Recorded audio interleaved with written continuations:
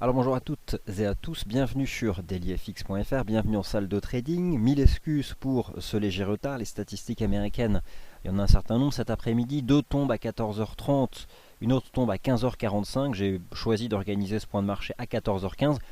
14h30, publication de l'évolution mensuelle des commandes de biens durables aux États-Unis. Et donc, comme d'habitude, chaque semaine, les nouvelles inscriptions hebdomadaires au chômage, avec la question que l'on se pose, ces chiffres vont-ils être en mesure de faire enfin respirer le dollar américain, alors que cette monnaie a tout simplement connu une épopée haussière estivale, puisqu'elle a établi un point bas le 1er juillet 2014 et qu'elle a depuis progressé face à l'ensemble des monnaies du marché d'échange. On essaiera donc de répondre à cette question. J'ai laissé quelques instants l'avertissement légal avant de prendre la parole. Vous avez pu en prendre connaissance, bien sûr. Cette présentation est toujours réalisée à titre purement indicatif. Vous conservez naturellement votre esprit critique par rapport à tous les éléments qui vous seront présentés. Et phase de questions-réponses dans un second temps. Alors, pourquoi évoquer une folle épopée haussière du dollar américain? Alors forcément, vous connaissez déjà tous ce graphique du Dow Jones FXM Dollar Index. Il y a plusieurs façons en réalité de suivre la tendance du dollar américain. Vous avez ici ce contrat pour la différence qu'on vous propose. Il y a plusieurs dollars US. Il y en a qui est un peu plus utilisé, qui est dans les salles de marché, qui pondère davantage le dollar US. Et lui, il réalise tout simplement de nouveaux sommets, ce qui n'est pas encore le cas de notre Dow Jones FXM Dollar Index. En tout cas, moralité, j'ai envie de dire, lorsqu'on prend un peu de recul sur la tendance du dollar US, c'est que nous avons tout simplement une monnaie qui est surachetée depuis la fin du mois de juillet, ce qui n'a pas empêché le marché de progresser presque 2 mois de plus. Donc la survente n'a jamais été une condition suffisante pour anticiper la fin d'une baisse, le surachat n'a jamais été une condition suffisante pour anticiper la fin d'une hausse. Par contre, des divergences au contact de résistance et en zone de surachat, ou des divergences haussières au contact de support en zone de survente, là constituent des éléments d'alerte.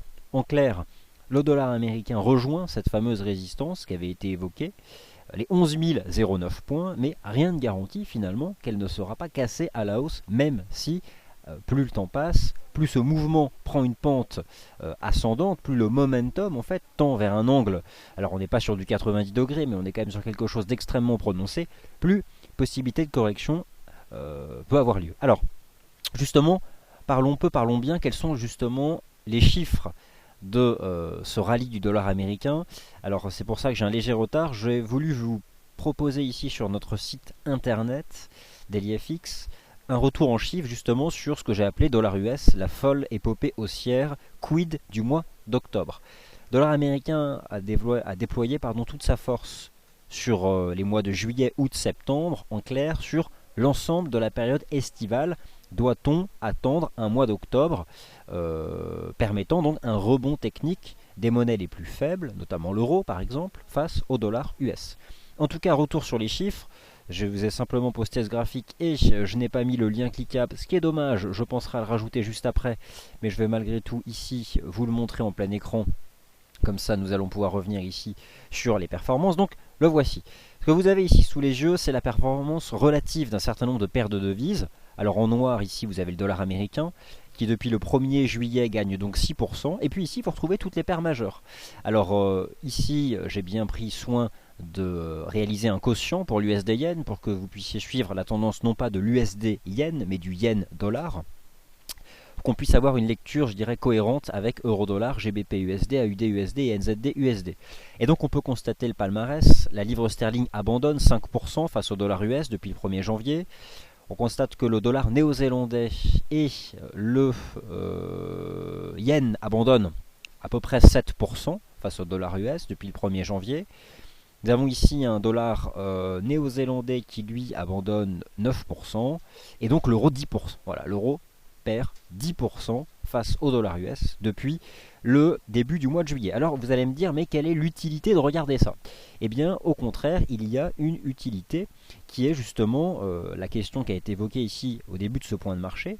Quelle est finalement la monnaie qui a le plus, je dirais, chuté cet été face au dollar US et qui donc, pour revenir à la moyenne, pour se rapprocher de ces indicateurs de suivi de tendance baissière, pourrait connaître un rebond technique un peu plus ample que les autres.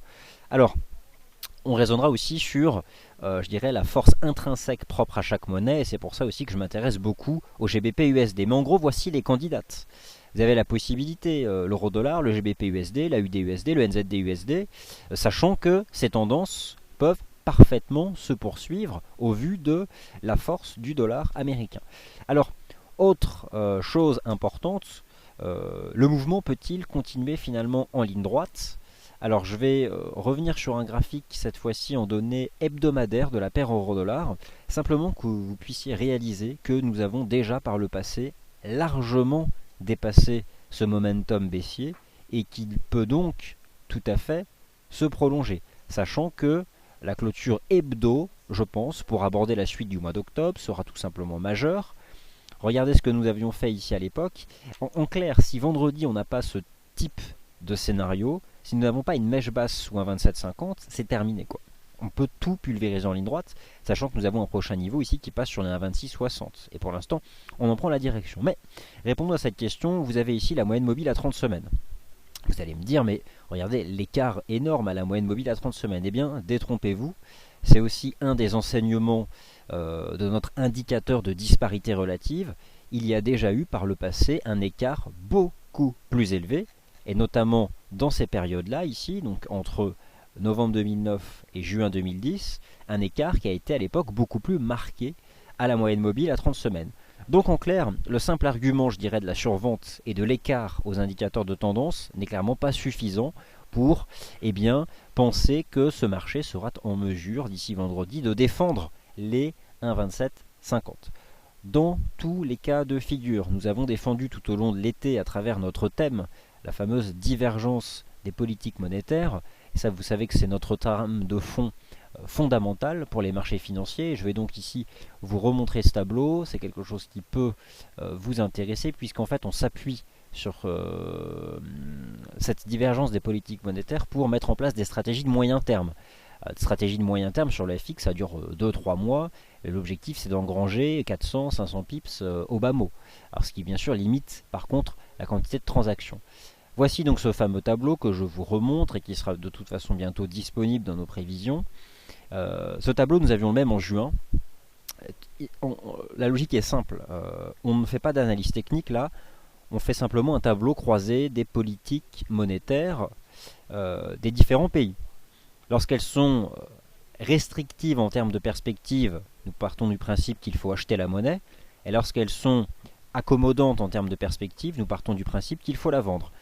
De là, en découle un code couleur que ensuite nous rassemblons au sein de paires de devises pour avoir des idées. Alors forcément, nous avions une paire euro-dollar qui était dès le mois de juin une candidate à la vente, d'où d'ailleurs un certain nombre de positions de moyen terme, si vous suivez la section avis d'analyste, de positions vendeuses qui avaient été mises en place dès les 1,36, 1,37 dollars pour viser tout simplement des objectifs annoncés 1,30 et 1,2750. Et donc voilà, nous y sommes, 1,2750, c'est fait. Alors maintenant, qu'est-ce qu'on fait? Eh bien, c'est justement à la question à laquelle j'essaie de répondre, sachant que pour l'instant, l'action des prix reste hautement favorable au dollar US. Le marché aura besoin de catalyseurs, mais gardons bien à l'esprit que ces chiffres, ces statistiques peuvent aussi entraîner des cassures de résistance sur ce dollar US et donc renvoyer l'euro-dollar en direction des 1,2660 et finalement même en ligne droite en direction des 1,20, ce qui était davantage une cible pour l'année 2015. Alors ça c'est maintenant, je vais vous montrer, on va regarder les chiffres et après on va justement envisager ce que nous pouvons faire. Je vais simplement ici rajouter, je vais uniquement mettre l'euro-dollar en données hebdomadaires et je vais justement revenir illustrer ce dont je vous parlais, cette fameuse disparité à la moyenne mobile à 30 semaines. Pourquoi est-ce qu'elle est importante cette moyenne mobile à 30 semaines? Ça vous le savez, c'est une moyenne mobile je dirais qui a été mise en avant par Stanley Weinstein. Alors j'ai un petit souci de représentation, voilà, et puis on va regarder les chiffres. Alors hop, que se passe-t-il? Bon, j'ai un bug, je sais pas ce que je fabrique. Alors, un instant, hop. Bon, peu importe. Il faudra que je recharge cette page. On va se concentrer sur les statistiques et continuer le point de marché de manière standard. Donc, les chiffres qui tombent à 14h30, vous les avez ici. Les nouvelles inscriptions hebdomadaires au chômage, les commandes de biens durables. Et à 15h45, l'estimation flash de l'indice de confiance des directeurs d'achat, hein, c'est ça le Purchasing Manager Index, dans le secteur des services selon la société Markit. Alors on passe en données jour pour voir la réaction des cours, et ensuite tout simplement on passe en revue ces fameuses paires majeures, hein, celles dont je vous ai parlé, et on va les reprendre en fait dans l'ordre de la, je dirais, la plus performante face au dollar US à la moins performante. Donc nous passerons du GBP USD à l'euro dollar, hein, puisque c'est celle qui a le mieux résisté face à celle qui a le moins bien résisté. Donc on va regarder tout de suite les chiffres et les conséquences sur le dollar américain, dollar US que je vais mettre ici en plein écran, et nous allons donc zoomer sur ce dollar américain pour voir donc quelles sont les conséquences justement de ces chiffres. Voilà, ça nous reprendrons tout à l'heure ce tableau de performance, et donc j'imagine que les chiffres ne doivent pas être mauvais. Alors nous avons moins d'inscriptions hebdomadaires au chômage que ne l'attendait le consensus, donc c'est positif. Par contre, et les commandes de biens durables en rythme mensuel sont conformes au consensus. Donc bon, des chiffres qui sont globalement, je dirais, là, positifs si on les compare au consensus du marché. D'ailleurs, le Dow Jones FXM Dollar Index à 11 003 points réalise de nouveaux sommets, encore une fois. Il s'approche de son sommet ici de juillet 2013. Donc voilà, on arrive au contact du niveau, voilà, cette fameuse résistance, les 11 009 points. C'est là où il va falloir finalement se concentrer davantage, je dirais, sur l'intraday pour voir si ça commence. Mais en tout cas, là, ça continue d'accélérer, donc j'imagine que l'euro-dollar continue de plonger. Alors justement, on va les reprendre dans l'ordre de la performance donc, qui s'est déployée ici tout au long de l'été, puisque nous avons vu que le GBP USD a davantage tenu. Ensuite, Yen dollar, AUD USD, NZD USD, euro dollar. Voici donc les performances de ces différentes monnaies. Alors c'est parti. Alors un instant, ça va arriver. Et pendant ce temps-là, comme d'habitude, laissez vos questions dans le chat. J'y répondrai ensuite une par une, puisque sur toutes les autres paires, notamment vous le savez, on a eu beaucoup de stratégies à l'achat sur le GBP AUD, sur l'euro AUD, l'euro CAD, le GBP NZD, le GBP CHF. Bon. Si vous souhaitez avoir un suivi de stratégie, n'hésitez pas à poser la question, je ne vais pas forcément et automatiquement revenir sur ces éléments. Alors, un instant, voilà, ça y est, ça arrive. Donc voilà, alors, donc nous avons pris connaissance des chiffres, et le Dow Jones FXM Dollar Index fait 11 004 points, le plus haut de l'été 2013 est à 11 009 points. Donc, les chiffres US sont bons, cela entretient cette dynamique ascendante du dollar US. Nous les prenons comme promis dans l'ordre de la, je dirais, plus performante à la moins performante. La plus performante cet été a donc été le câble, c'est-à-dire qu'elle n'a perdu que 5% depuis le 1er juillet. Je m'intéresse moi au câble, pourquoi? Pour tout un tas de raisons sur lesquelles je ne vais pas revenir, mais sur le plan uniquement technique, je m'intéresse à ce niveau ici des 1,6280. C'est un niveau qu'on teste à plusieurs reprises depuis ce matin. J'en ai parlé hier et j'estime que c'est un niveau d'entrée, en tout cas, moi qui m'intéresse ici sur le plan du moyen long terme, dans le sens, je dirais, d'une respiration du dollar US qui n'est pour l'instant pas en place, mais qui pourrait avoir lieu au mois d'octobre. Je vous rappelle que demain, nous avons la dernière estimation de la croissance économique US au troisième trimestre, et que cette troisième estimation a une importance forte sur les marchés, notamment donc la dynamique du dollar américain. Donc le GBP USD, je me suis exprimé hier dans une analyse, je vous le remontre ici en temps réel, ce niveau des 62,80 semble en tout cas attirer des acheteurs.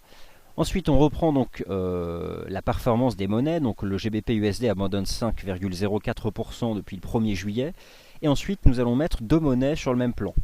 Le JPY USD, donc il s'agit de la fonction inverse de l'USD Yen, et donc nous avons l'AUD USD. Donc le JPY USD et l'AUD USD abandonnent toutes deux 7%. Depuis le 1er juillet, elles arrivent donc en seconde position. Qu'en est-il maintenant à court terme? Commençons par l'AUD USD. Là où je suis dérangé par l'AUD USD, c'est du point de vue de son positionnement général sur le marché des changes. Nous avons classé à juste titre, et pour des raisons qui dépassent la simple politique monétaire de la Banque Royale d'Australie, le dollar australien dans la catégorie des devises faibles. Le dollar australien, nous le plaçons sans hésiter dans la catégorie des devises faibles. Et sur le plan de l'analyse technique, je vous rappelle que nous évoluons donc toujours au sein de ce canal de baisse de moyen terme. Alors, certes, à court terme, ce marché teste ici ce niveau à 0,8822. Nous avons certainement ici un écart probablement fort ici à l'EMA10. Cependant, c'est une candidate parmi d'autres. Et nous avons en effet ce niveau à 0,8822. Mais je vous rappelle qu'il s'agit d'un couteau qui tombe et qu'il y a peut-être plus intéressant parmi donc ces paires majeures. Voilà en tout cas pour l'AUD-USD. Et puis bien sûr, notre Dow Jones FXM Dollar Index, c'est un contrat sur lequel vous pouvez intervenir via un CFD. Donc, si vous ne souhaitez pas vous casser la tête, si vous me permettez l'expression, vous pouvez mettre en place des stratégies de vente au contact de ces 11 000 points sur notre CFD Dow Jones FXM Dollar Index. Ça serait finalement une des façons peut-être d'accompagner avec votre compte de trading une respiration du dollar US si la tendance des paires majeures mentionnées ne vous attire pas. Donc, la UD-USD, nous en avons parlé, et puis donc vient cette paire USD-Yen. Alors, l'USD-Yen, je me suis intéressé justement ce matin alors, on sait pourquoi le yen s'affaiblit, pour tout un tas de raisons propres au Japon, à la politique monétaire du Japon, etc. Et il s'avère que nous avons demain les chiffres alors la nuit prochaine, les chiffres de l'inflation au Japon, mais au-delà de ça, eh bien, il s'avère que le Premier ministre japonais se serait, entre guillemets, inquiété de la vitesse à laquelle le yen a pu chuter depuis maintenant un mois.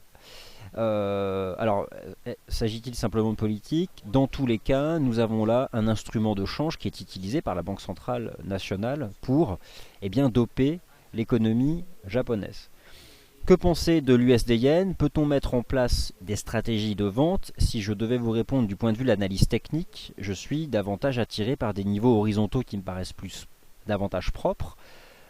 Et le problème de l'USD-Yen, c'est que le niveau des 110 passe un peu au-dessus. Dans tous les cas de figure, je pense qu'un signal de vente serait la cassure des 108,25 et qui là pourrait renvoyer le marché mais à 107,50. Donc je suis peut-être moins à l'aise sur cette paire de devises pour envisager un véhicule pour profiter de la respiration du dollar US, parce qu'au fond c'est ça qu'on cherche. Donc je mettrai sur le podium en place numéro 1 le Dow Jones FXM Dollar Index.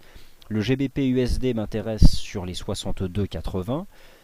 Nous avons donc ce niveau ici à 88,22 sur la UD USD, en gardant tout le temps à l'esprit qu'il s'agit sur la UD USD ou sur le Dow Jones FXM Dollar Index de la pure contre-tendance. Ce qui serait peut-être moins le cas du GBP USD qui figure sur la deuxième marche du podium des devises fortes. Et j'ai presque envie de dire que du point de vue de la tendance de long terme, l'achat du GBP USD sur 62,82, au fond, on s'écarterait un peu de ce scénario de contre-tendance. En tout cas, voilà, moi je l'apprécie et je vous ai parlé donc de ce niveau-là. On verra bien s'il tient ou pas. Alors on continue et on reprend le tableau de l'épopée du dollar américain en termes de performance relative. Et nous passons ensuite aux deux paires de devises qui ont été fermement vendues cet été. Le NZD-USD et l'euro-dollar qui perdent entre 9 et 10% depuis le 1er juillet, ce qui est énorme sur le marché des changes, ce qui d'ailleurs représente bien, je pense, ce rebond de la volatilité sur le FX. Alors tentons de répondre maintenant à cette question que vous vous posez tous sur l'euro-dollar et le NZD-USD. Alors tout d'abord l'euro-dollar. Quel est le niveau qui était visé par notre équipe depuis le mois de juin dernier, 1,2750. Donc, premier réflexe qu'on a eu ce matin en arrivant, c'était de dire objectif atteint. Lorsqu'on atteint un objectif, on prend ses bénéfices, mais comme on essaye d'être réactif, on se pose tout de suite la question, quel autre type de stratégie peut-on mettre en place? Du point de vue de la tendance, elle reste baissière.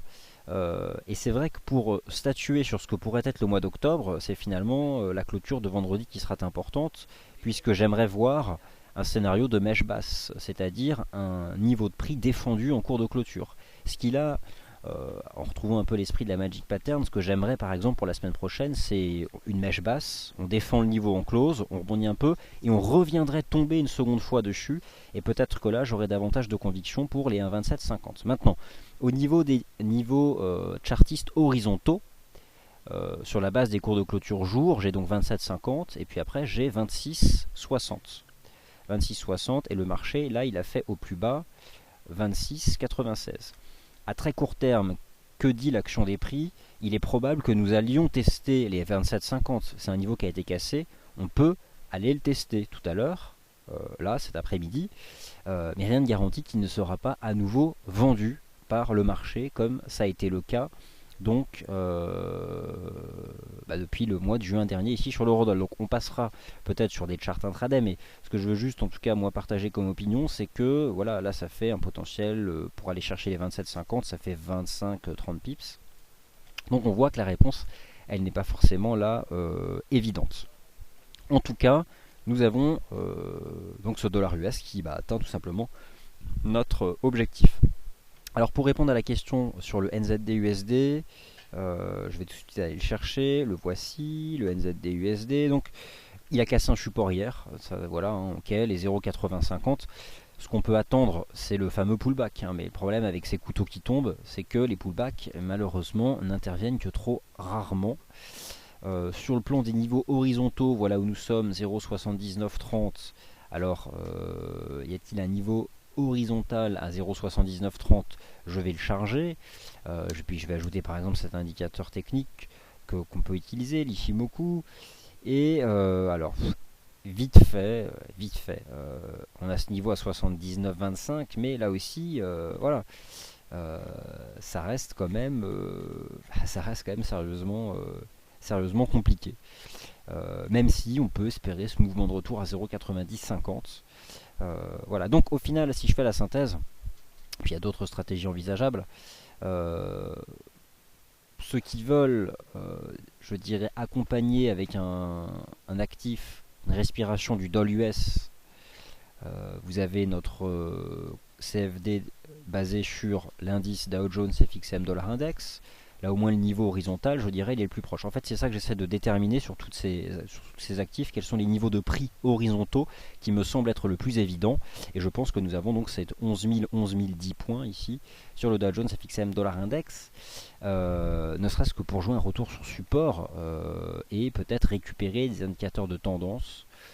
Alors vous pouvez utiliser des moyennes mobiles ou des lignes de tendance, mais enfin voilà, en tout cas ici c'est un CFD qui peut être utilisé. Et oh là, le GBP USD, écoutez, c'est sympathique ce qu'il fait. Donc finalement, c'est peut-être celle qui réagit le mieux, je trouve. Le niveau des 62,80. Voilà.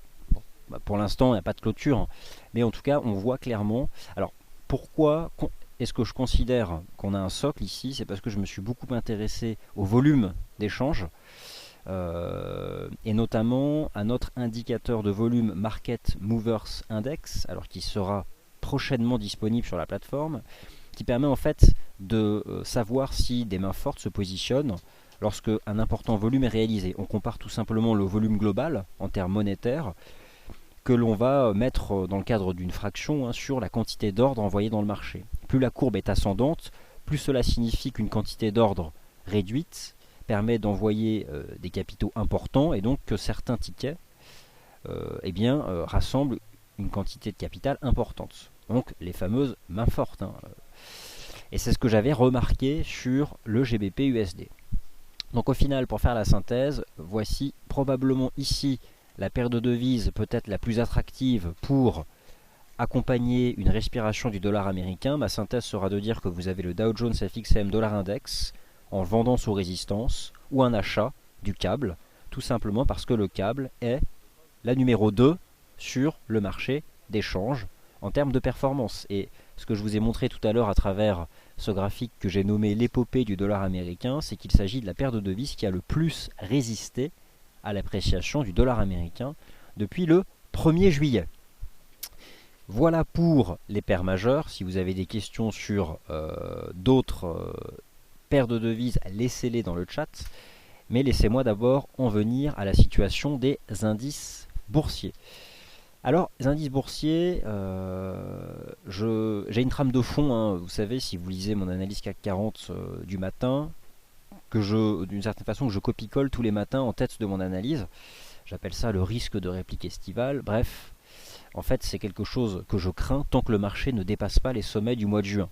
C'est vraiment l'analyse technique standard. Tant qu'on ne fait pas de nouveau plus haut, je soupçonne le fait que la dynamique haussière soit interrompue. Euh, alors hier, suite au passage de Karen Pellwall dans nos bureaux, qui a animé alors un instant, ça charge un peu, qui a animé donc un point de marché, elle a attiré notre attention sur la situation du nuage en Ishimoku. Et il s'avère que le mois d'octobre, pour tout un tas de raisons, pourrait être un mois d'inflexion par rapport aux tendances observées cet été. Il y a quelque chose. Alors, que se passe-t-il ici? Alors, un instant, j'ai.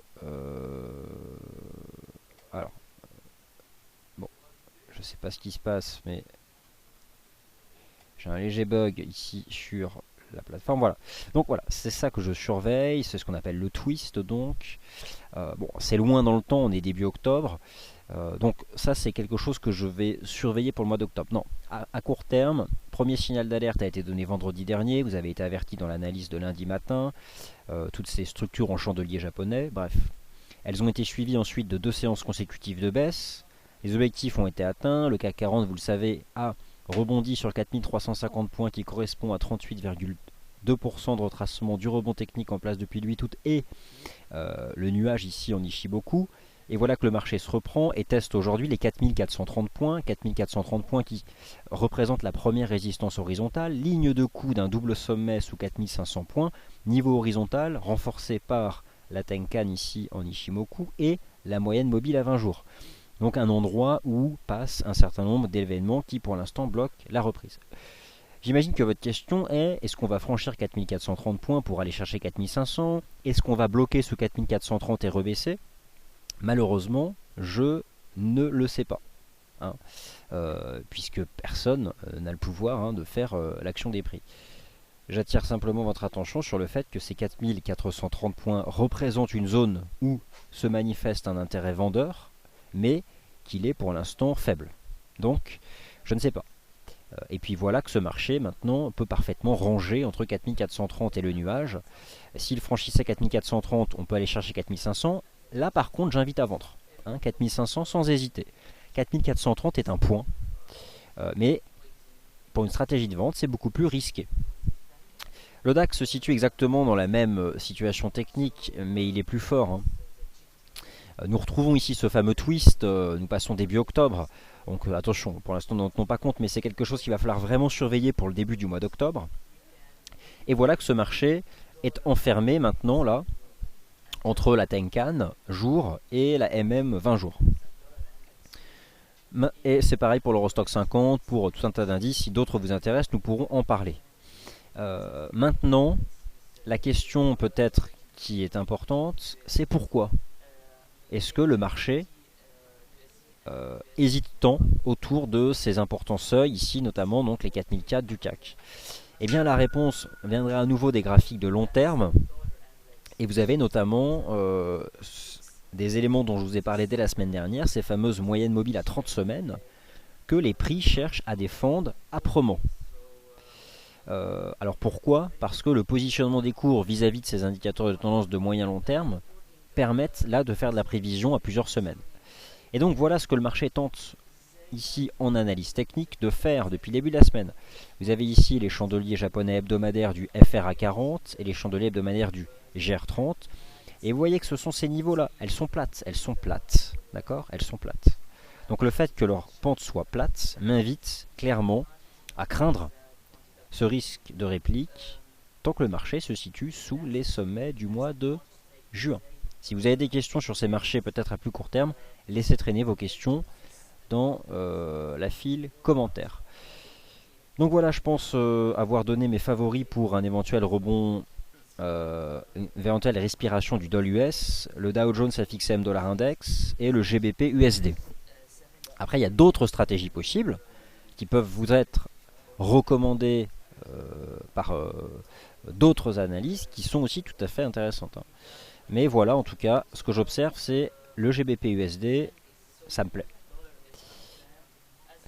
Alors, je vais pas couvrir tous les marchés puisque je vais répondre en fait à vos questions. Cependant, je tiens à vous dire un mot quand même des pétroles et notamment du WTI. Le WTI est probablement en train de confirmer qu'il tiendra son support à 91,50. Ça aura pris du temps, mais alors je ne sais pas si parmi vous il y a toujours des acheteurs de ce niveau de support ou pas, mais aujourd'hui le WTI tente de franchir une zone importante qui passe ici autour des 93 dollars. Alors j'ai hâte de voir la clôture, mais en tout cas, il est probable que nous assistions, si ces 93 sont franchis, à une reprise de ce marché en direction des 95, 96. Et du point de vue de l'intermarché, ça pourrait aussi correspondre à cette phase de respiration du dollar américain. Donc, en tout cas, autant je reconnais complètement l'échec de ma stratégie sur l'argent, autant peut-être que là, un point fonctionne sur les cours du WTI. Quant aux indices actions américains, c'est compliqué de les trader puisque on pense que ça donne un signal d'achat, ça réintègre, on pense que ça donne un signal de vente, ça réintègre, et finalement le Dow, le SP500, bah voilà, je sais pas, il oscille entre 1975 et ses 2019 points. Qu'est-ce que vous voulez que je vous dise sur des mouvements comme ça, sur le Dow Jones, il casse à la hausse 17 150, il réintègre, il retravaille, et c'est intradable, malheureusement c'est difficile. Et puis le Nasdaq, lui aussi, ça reste compliqué, hein. On casse un support, on réintègre, on tente de franchir la résistance, on réintègre, on recasse le support, on réintègre. Bon, ça reste hautement compliqué, je pense, quels que soient les outils techniques qu'on utilise, de trader ces marchés actions américains. Et bien sûr, le Bund, lui, eh bien, a probablement repris une phase ascendante. Ça, voilà, nous l'avions vu venir. Alors, 14h52, vos questions-réponses. Vous pouvez poser des questions sur toutes les paires croisées, les stratégies de paires croisées. Je pourrais vous en parler d'au moins 15, mais j'ai envie d'arrêter enfin, j'ai envie de répondre à vos questions, mais voilà. J'estime toujours que le GBP AUD reste une des meilleures stratégies parmi les paires en livres sterling. C'est hyper haussier. On confirme la tenue d'un support à 1,8320. On reste dans ce canal, c'est toujours très beau, quoi. L'euro AUD c'est moins joli, mais le GBP AUD c'est quand même nettement plus sympathique. Allez, vos questions.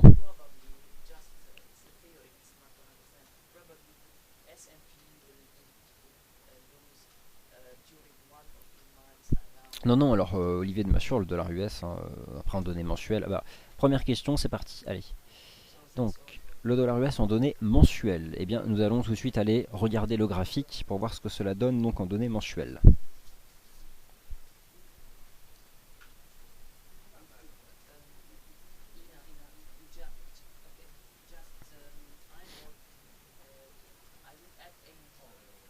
Donc en effet, en données mensuelles, il n'est pas suracheté, mais il peut peut-être faire un pullback sur 10 840, quoi.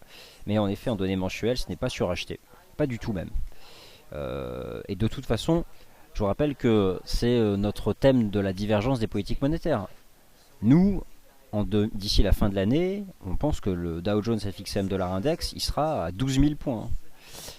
Donc on achètera les supports. Et un Dow Jones FXM Dollar Index à 12 000, ça fera un euro-dollar à 1,20 probablement. Alors, soit d'ici la fin de l'année, soit au premier trimestre 2015. Ça, c'est plus incertain.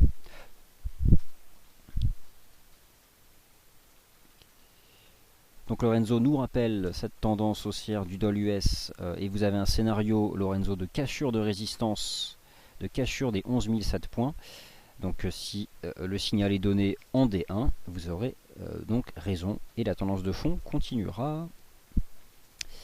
Alors, eh bien personne ne peut le prédire, visiteur, c'est justement, personne ne peut le prédire, à moins d'avoir une cassure de support, ce qui pour l'instant n'est absolument pas le cas. mais l'idée c'est d'intervenir au contact de points. Voilà, des niveaux horizontaux, on les teste, ça permet en tout cas de positionner le stop, d'avoir une bonne gestion de son risque. Après derrière bien sûr on a besoin de confirmation et elles viennent de la cassure niveau de support. Voilà, donc le premier d'entre eux ici sur ce marché, ce serait peut-être ce niveau ici des 10 920 comme premier support en cours de clôture. Mais bon, pour l'instant, voilà, on fait juste un début de rejet, mais voilà, sur la base, attendons de voir déjà la clause journalière. Alors, visiteur, vous avez une question sur le GBP USD. Alors, le GBP USD, c'est pas gagné, hein. Simplement, on a donc ce niveau des 62,80 qui réagit bien, ça c'est intéressant. Il faudrait maintenant, alors déjà rejoindre un 64, mais pour viser un 65, il va falloir déborder ce niveau. Mais en tout cas, là, voilà, on a moi quelque chose qui me plaît. Il y a une zone, on sent qu'il y a un intérêt acheteur. Après, moi, je suis absolument pas devin. Tout ce que je pouvais dire, c'était que ce niveau m'intéressait pour la mise en place d'une stratégie. Après, je laisserai le marché guider l'évolution de la stratégie, quoi. C'est-à-dire qu'on pourra toucher au stop si on franchit 64,10, ce qui vous permettra de le mettre sous les 64, etc., etc. Donc Monsieur Carnet parle en ce moment, donc ça a probablement un impact sur le GBP. Donc discours de Mac Carnet, hein, ce qui entretient le GBP. Les métaux précieux. Alors vous voulez que je parle du XAU? Eh bien le XAU, que puis-je vous dire si ce n'est que le mouvement il reste baissier depuis qu'on a cassé les 1240. Je crains bien que ce marché de toute façon tende petit à petit en direction de ses plus bas annuels. Donc pas grand chose à dire dessus. Si ce n'est qu'on reste dans une dynamique de corrective, qu'on a un beau petit canal qui permet de guider la tendance récente. Et voilà quoi, donc tant qu'on est là-dedans, écoutez, c'est baissier, on forme un anneau support ici sur 1206. Mais je pense qu'assez rapidement peut se matérialiser de toute façon, tant qu'on reste dans ce canal, je pense que cela peut baisser. Alors après, il y a toujours des indicateurs. Quand on a un mouvement comme ça avec un fort momentum, il faut s'intéresser aux moyennes mobiles exponentielles. La plus, je dirais, suivie sur ce court terme, c'est le MA10. Alors disons que tant que le 11 d'or se maintient sous la moyenne mobile exponentielle à 10 jours, eh bien, je pense que ce marché peut glisser tranquillement en direction donc, de ses plus bas annuels. Je pense que parmi toutes les matières premières, celle qui semble, en tout cas celle sur laquelle on vous propose l'investissement, je dirais mieux réagir à une respiration du dollar US, c'est peut-être les cours du WTI. Les autres restent quand même globalement sous pression.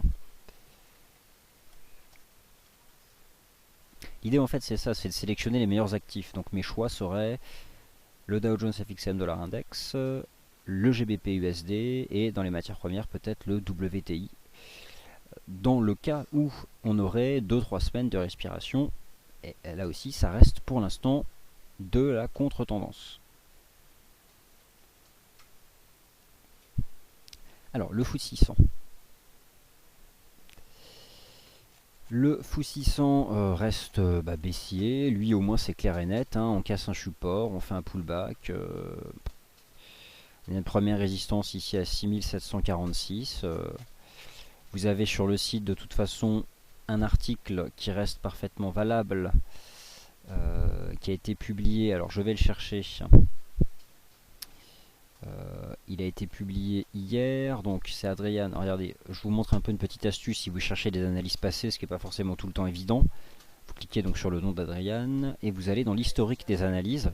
Et là vous allez retrouver, voilà, FTSE 600, retournement baissier tant attendu. Donc la cible quand même à terme reste un retour à 6100 points. Et ça restera le cas tant que ce marché se maintiendra sous les 6900, 7000 points. Donc ça reste clairement un des meilleurs indices sur lequel on peut mettre en place des stratégies de vente. Je vais remettre en place. Oh, le GBP NZD, je zappe et je l'avais pas vu. depuis l'avalement haussier. Voilà, c'est puissant. Donc, alors, je vais tout de suite me tourner sur le GBP Index, le Pound Sterling Index, puisque j'ai l'impression qu'il est recherché et qu'il est probable que ce marché tente d'inscrire tout simplement de nouveaux plus hauts annuels. Vous avez un indice devise qui est très pratique. Le voici. Donc, à l'heure où je vous parle, le Pound Index, ici, tend vers ses sommets annuels. Et ce sont même d'ailleurs sur le Pound Index des sommets beaucoup plus qu'annuels, hein, puisqu'il s'agit de sommets de 2009. Donc, clairement, notre indice devise GBP Index est en train de rejoindre des sommets vieux de 5 ans. Et il semble avoir d'une part la force de les rejoindre, mais semble-t-il de les dépasser. Donc je pense que c'est une monnaie. Déjà visons ça sur l'indice devise. Ensuite on fera le point. Mais donc là, voilà, il faut continuer à tenir ses achats sur cette livre sterling. Le GBP NZD étant une excellente stratégie dont on vous a beaucoup parlé. Alors vous avez tous des questions sur l'euro yen et le CHF yen. Je n'y échapperai pas et nous allons en parler. Car justement elles reviennent. Et ensuite l'euro GBP, le GBP AUD, voilà. GBP CHF, voilà, il y a plein de questions, donc on les regarde toutes. Allez, c'est parti. En tout cas, ça fait plaisir. Il y a une diversification, je vois, dans les véhicules d'investissement, et c'est très bien. Alors, tout d'abord, cette paire de devises. Aujourd'hui, nous avons une cassure haussière nette et sans bavure des 2,0430 et même des 2,0324. Enfin bref, on fait de nouveaux sommets. Bon, je vais retirer ça. Quelle est la prochaine résistance? Eh bien, je n'en vois pas avant très très longtemps et je suis même en train de penser que nous pourrions viser les 2,10. Donc, voilà. En tout cas, alors il y a des niveaux intermédiaires, hein, il y a 2,06 là, mais bon, je pense que voilà, si le marché parvient désormais à se maintenir au-dessus de ces 2,0430, nous avons là une cible et puis une stratégie assez claire où se confronte une monnaie forte et une monnaie faible. Donc voilà. Alors malheureusement là je peux pas vous donner une stratégie de positionnement puisqu'elle a été évoquée le 22 septembre, donc nous étions lundi lorsque nous avons constaté la création d'un avalement haussier. Depuis, le marché est donc parti, hein. Donc là ça monte en ligne droite. Alors les autres questions, c'était l'euro GBP. L'euro GBP, je ne vous conseille pas d'achat. Le marché est en train de tomber en direction de ses plus bas à 0,7750. Il s'agit des plus bas de juillet 2012. Faut-il tenter un achat sur ce niveau? C'est un niveau. Cependant, à en croire le GBP CHF, y aurait-il des risques de cassure de support? Eh bien, je pense que oui. Il existe des risques de cassure des 0,77. Donc d'une part, l'euro GBP va encore perdre 50 à 60 pips. Il va rejoindre 0,7751. Alors c'est le bas de canal et puis en même temps c'est ce niveau horizontal, hein, qui est assez clair, hein. Mais si vous regardez le GBP CHF, la cassure haussière a déjà eu lieu. Donc, vous voyez ce niveau. Donc je vous invite à ne chercher que des achats de livres sterling, ce qui n'est donc pas compatible avec un achat de l'euro GBP qui va rejoindre 0,7750. Autre question, le GBP AUD, je l'ai évoqué tout à l'heure, c'est long only, il faut rester à l'achat, tant que ce marché tient donc les 1,83 50.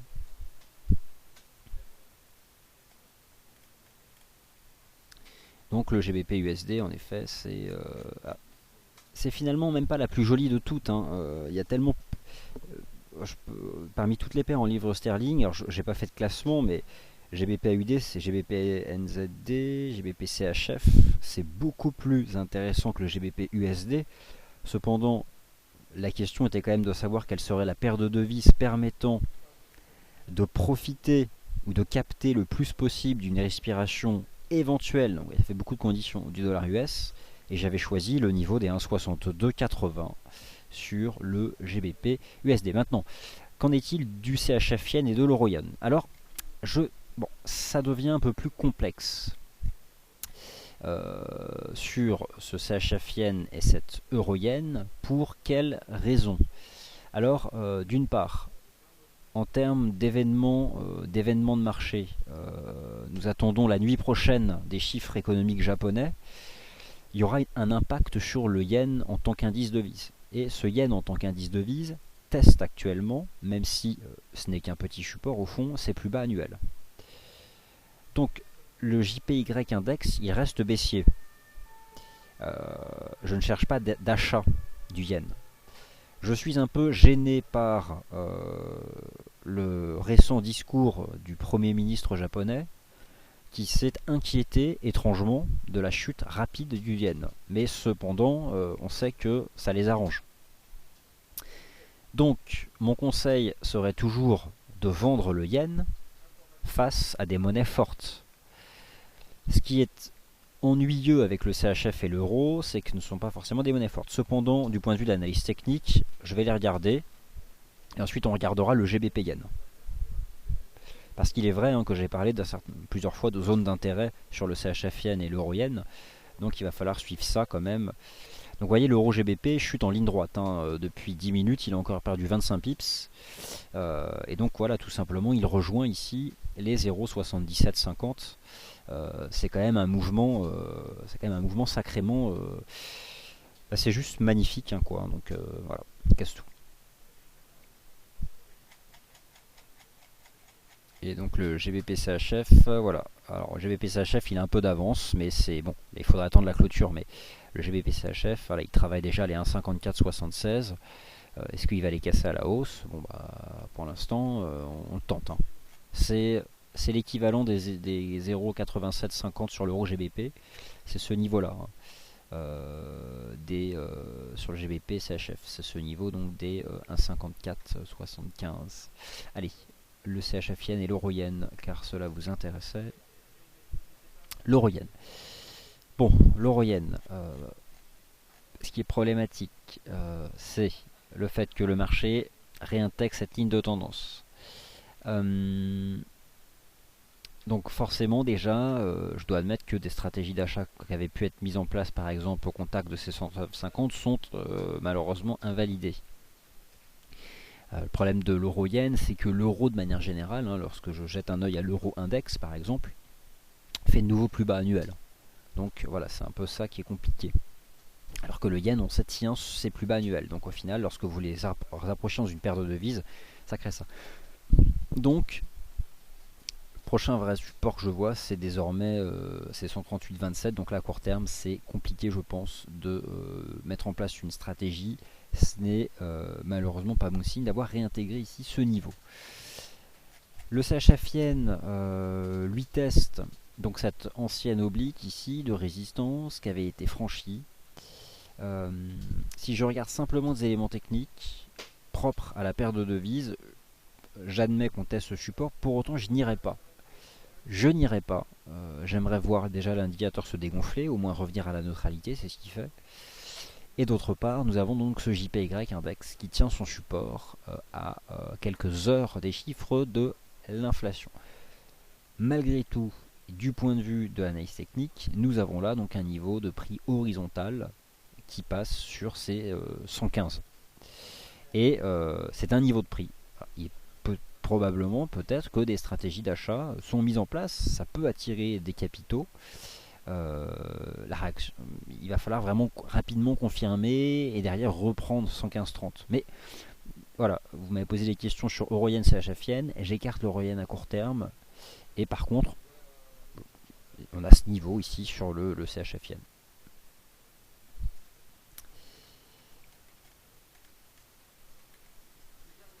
Donc, au final, bilan de cette dernière heure, la livre sterling s'envole et le dollar US respirote, si vous me permettez l'expression. Les meilleures stratégies sont à chercher du côté du GBP face aux devises faibles. Et enfin, face au dollar US, le niveau des 62,80 tient le choc. Alors, l'USD CHF. Alors, l'USD CHF, alors là, honnêtement, c'est un peu comme l'eurodoll, quoi. C'est-à-dire que Les 1,2750, quelle est la traduction des 1,2750? C'est le niveau des 0,9455. C'est un niveau qui peut encore être acheté. C'est ok, on se replie, mais voilà, aller mettre en place une stratégie de vente agressive de l'USD-CHF, j'ai fait mes choix en termes d'actifs. Donc le Dow Jones FXM Dollar Index et le GBP USD. Alors, une question. Alors, visiteur, vous avez donc acheté l'or. Alors, donc moi, je vais vous répondre encore une fois à titre indicatif. Vous venez d'ouvrir une position d'achat sur l'once d'or à 1209. Et par contre, vous avez une question où placer le stop. C'est-à-dire que vous avez acheté sans avoir une idée du positionnement de votre stop. Ça, c'est un peu dommage. Après, moi, je ne suis pas en mesure de vous dire, par rapport à votre achat à 1209, où placer votre stop. Malheureusement, sur le plan chartiste, je ne pourrais pas vous répondre. D'autre part, tout dépend d'un certain nombre d'éléments concernant votre compte de trading. Mais je dirais que voilà, c'est 1207, ça va être, vous n'avez pas le choix, ça va être sous les 1200, mais c'est compliqué là de tenter des achats.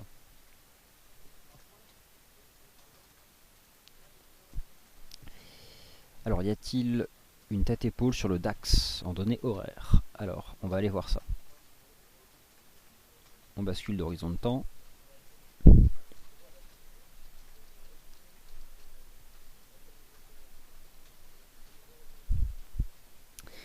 Alors, hop, donc ici vous avez l'Eurostoxx 50 en données 4 heures, le DAX et le CAC 40. Alors, y a-t-il une ETEI? Alors, je vais tout de suite regarder ça de plus près. En fait, oui, enfin, on avait ici en fait, vous me parlez de cette pattern qu'on a créée en dessous des 9006, en fait, qui venait indiquer en intraday qu'il y avait en effet des chances qu'on reprenne les 9006. Donc oui, il y a eu ça, mais on a depuis largement fait l'objectif, largement.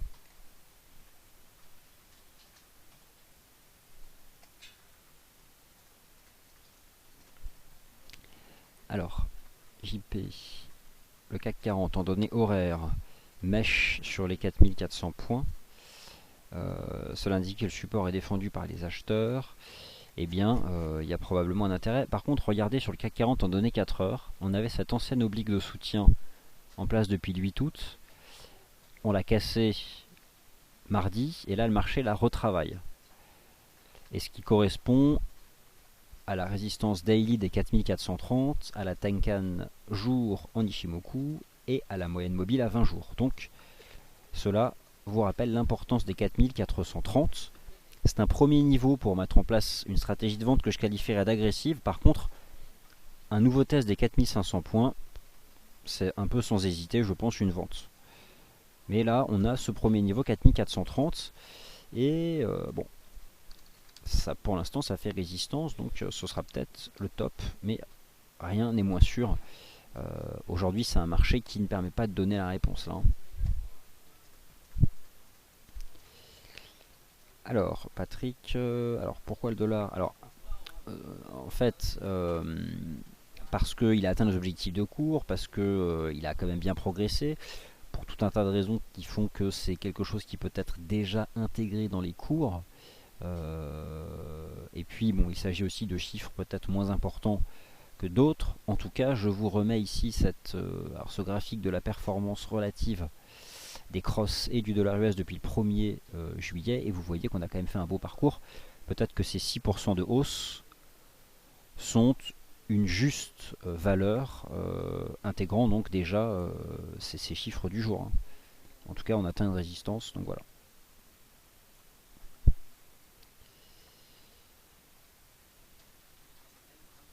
Alors, Ch'tibilout, vous me proposez un graphique du GBP USD. Donc vous voulez shorter un 63, donc là vous êtes plutôt sur de l'in-3D, un 63,50. Pullback sur ancienne, qu'en penses-tu? Alors, moi j'utilise peu en fait Ishimoku pour le trading, mais davantage pour l'analyse et assez rarement. Mais je comprends pour tout un tas de raisons qu'il s'agisse d'une résistance. Cependant, j'accorde en fait davantage de rôle à ce niveau de soutien. Mais après, on peut imaginer que ça range de cette façon-là, hein. Donc, en effet, il y a déjà, de toute façon, il y a des éléments qui passent là sur le niveau que vous évoquez. Alors, c'est un niveau, Georges, en effet, nous en avons parlé, l'USD-CHF aussi. Alors, Lorenzo, vous êtes acheteur du GBP NZD à 2,02 et donc vous êtes content. Ensuite, alors, la suite des événements ce sera l'AUD NZD. Alors, l'AUD NZD témoigne de l'extrême faiblesse du NZD, qui est avec l'euro la monnaie à avoir le plus perdu cet été face au dollar américain. Et lorsque l'on compare ces deux monnaies faibles, il s'avère qu'en effet, on a un rebond qui a bien démarré depuis 1,09 et on franchit les 1,1050. Donc, alors, je sais que certaines personnes ont pu mettre en place des stratégies d'achat ici. Bah écoutez, vous êtes bien et là, on tente de donner un nouveau signal. Je pense que l'indicateur, là, si on devait avoir aujourd'hui une clôture au-dessus des 1,1050, on a une cassure sur le RSI jour, on a une reprise de neutralité, on peut viser 70. On peut rejoindre probablement un 11, un 11,35. Je pense. Alors l'USD HKD, je ne le suis pas, je n'ai pas de graphique.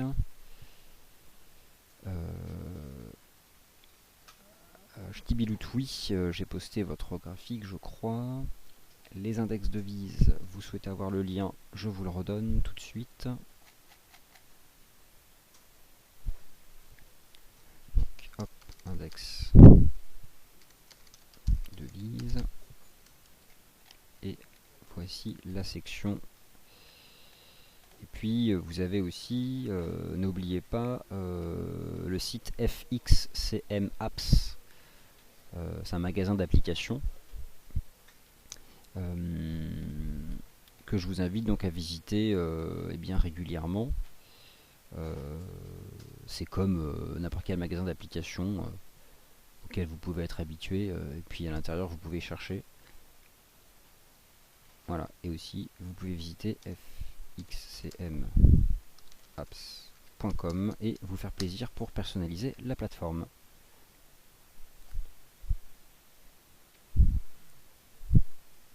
Donc voilà, ça c'est fait.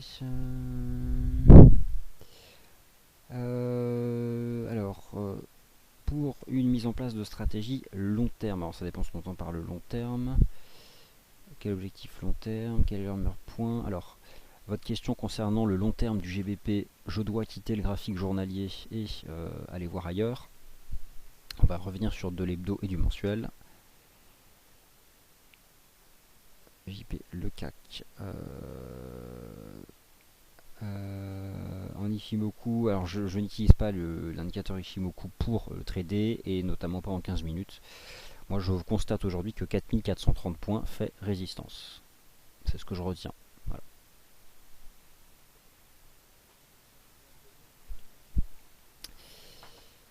Donc vous allez voir du l'or, c'est bien. Alors comment est-ce que je fais? Alors en fait c'est pas automatique, je me suis créé une disposition graphique, alors ça c'est pas compliqué. Bon, on organise souvent, d'ailleurs ça tombe bien, voilà, ce soir à 18 h il y a un webinaire sur la plateforme de trading, donc je vous invite à être présent et à demander comment est-ce qu'on crée une nouvelle disposition graphique à l'intérieur de laquelle vous pourrez rassembler par exemple les indices devises, hein, si ça vous intéresse. Alors le graphique mensuel, le voici, du GBP, voilà. Alors la clôture mensuelle, je commence à la regarder parce que la clause mensuelle c'est mardi prochain. Et voilà, au final, ce qu'a fait le GBP en mensuel, il est revenu chercher cette ancienne oblique. En fait, on l'avait cassé à la hausse en novembre 2013. On a fait 3 mois consécutifs de repli depuis les 1,7150. Donc on atteint un rebond technique et je pars du principe dans un premier temps qu'on peut au moins le retracer. Et donc, quels sont les principaux niveaux de retracement? Il y a ce premier là, les 64-78, ça a été plus ou moins déjà fait. 66. Voilà, si on tient à terme ces 62-80 et qu'on franchit un certain nombre de résistances, je pense que c'est les 67-50. 67-50 qui pourraient être visés.